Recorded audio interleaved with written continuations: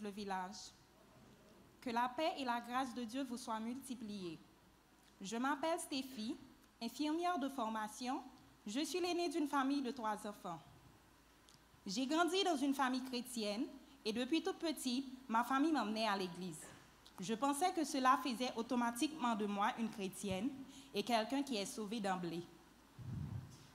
J'avais environ 7 à 8 ans quand ma mère m'a appris que je me faisais des illusions à propos du salut. Elle m'avait expliqué que le simple fait d'aller à l'église ne faisait pas de moi une chrétienne. Le dimanche suivant, j'ai pris la décision de me donner à Christ et j'avais fait ma prière de conversion sous la dictée du prédicateur du jour. Reconnaissant que je méritais la mort à cause de mes péchés, mais que dans son amour, Dieu avait envoyé Jésus mourir à ma place et que je m'étais donné à lui pour qu'il me sauve et devienne le Seigneur de ma vie. L'assemblée que je fréquentais à l'époque avait prié par la suite pour moi, ainsi que les autres personnes qui avaient accepté Jésus comme leur sauveur personnel. Dès ce moment, j'avais commencé à prendre peur à toutes les activités de l'Église. Tout enfant que j'étais, j'avais déjà acquis la ferme assurance que j'étais chrétienne et que j'étais sauvée, comme il est dit dans Jean 12, verset 46. Je suis venue comme une lumière dans le monde, afin que quiconque croit en moi ne demeure pas dans les ténèbres. En début d'adolescence, j'ai intégré une nouvelle église et le pasteur a tenté de me convaincre du contraire. Elle m'a dit que j'étais trop petite pour accepter Christ lorsque je l'avais fait à 7-8 ans et que je devais à nouveau prendre la décision publiquement pour que l'Assemblée reprie pour moi et que je devais me faire baptiser par la suite.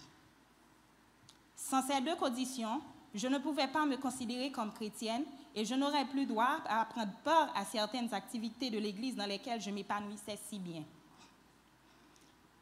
Quelle désillusion pour la jeune adolescente que j'étais de me rendre compte que la pastoresse que je plaçais sur un piédestal n'avait pas trop bien compris la notion du salut, car elle pensait qu'il fallait avoir un âge avancé pour accepter Christ. Pour ma part, j'étais persuadée que j'étais sauvée une fois pour toutes depuis ma 8e année sur cette terre et n'avais pas besoin de refaire ma prière de conversion ni de demander à l'Assemblée de prier pour moi.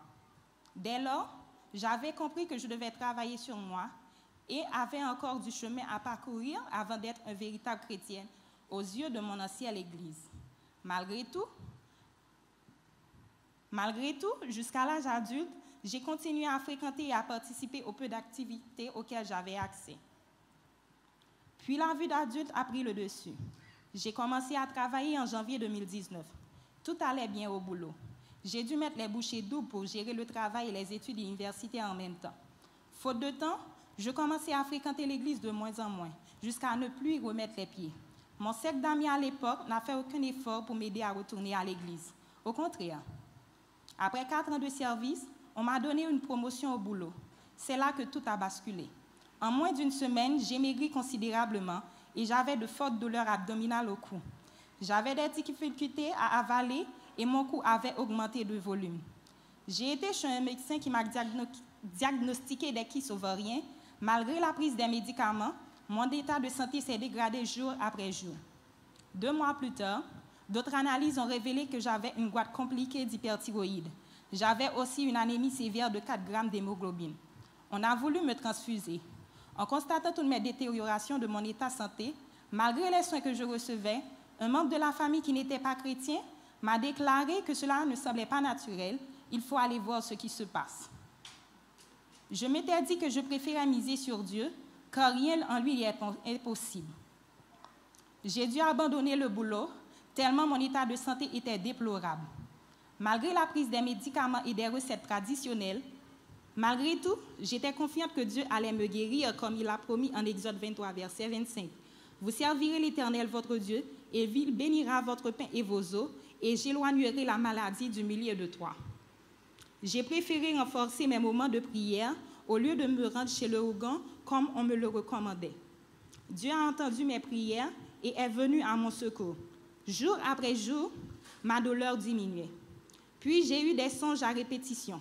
La plupart du temps, quelqu'un me demandait de regagner ma place, sachant que dans Luc 15, verset 7, il est dit « Il y aura plus de joie dans le ciel pour un seul pécheur qui se repent que pour 99 justes qui n'ont pas besoin de repentance. » J'ai été à l'église Shekinah et dans d'autres églises du voisinage.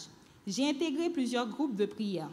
Chaque jour, plusieurs serviteurs de Dieu, tant en Haïti qu'à l'étranger, priaient avec moi. Petit à petit, mon état de santé s'est amélioré. Je n'ai plus eu de douleur. Je prends les médicaments au hasard quand je m'en souviens, alors qu'avant, j'en prenais 4 à 5 fois par jour. Dieu a fait un miracle extraordinaire dans ma vie. Je ne nécessite plus l'opération chirurgicale qu'on voulait réaliser pour moi. La dernière sonographie pelvienne a révélé que je n'ai plus les kystes ovariens. Comme vous pouvez le constater, je n'ai plus le gros cou et j'ai tendance à reprendre ma grosseur habituelle. Cette expérience m'a permis de comprendre que Dieu ne m'avait pas abandonné et que c'était moi qui m'étais éloignée de lui. Mais qu'il était demeuré le même, celui qui m'attend, les bras ouverts pour m'éteindre et consoler mes pleurs. En décembre 2023, j'ai pris la décision de retourner chez moi à l'église. Sous l'invitation d'une cousine qui m'a recommandé l'église Le Vidage, j'y étais venue. Après le culte, j'ai parlé à pasteur Sam qui a prié et m'a confié à sœur Zéphir. Depuis, je suis toujours là dans ma maison. Il est dit dans Joël 2, verset 13, « Déchirez vos cœurs et vos vêtements. Revenez à l'Éternel, votre Dieu, car il est compatissant et miséricordieux, lent à la colère et riche en beauté. Il se repent des maux qu'il en a vus. Je crois aujourd'hui que Dieu m'a pardonné et purifié de tous mes fautes. Je me suis confessée à lui et je suis dans sa grâce.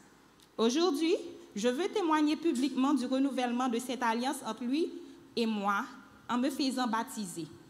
Marc 16, verset 16 dit, « Celui qui croira et sera baptisé sera sauvé. » Ce qui me manquait, c'est le baptême d'eau, signe de témoignage de ma foi en Jésus.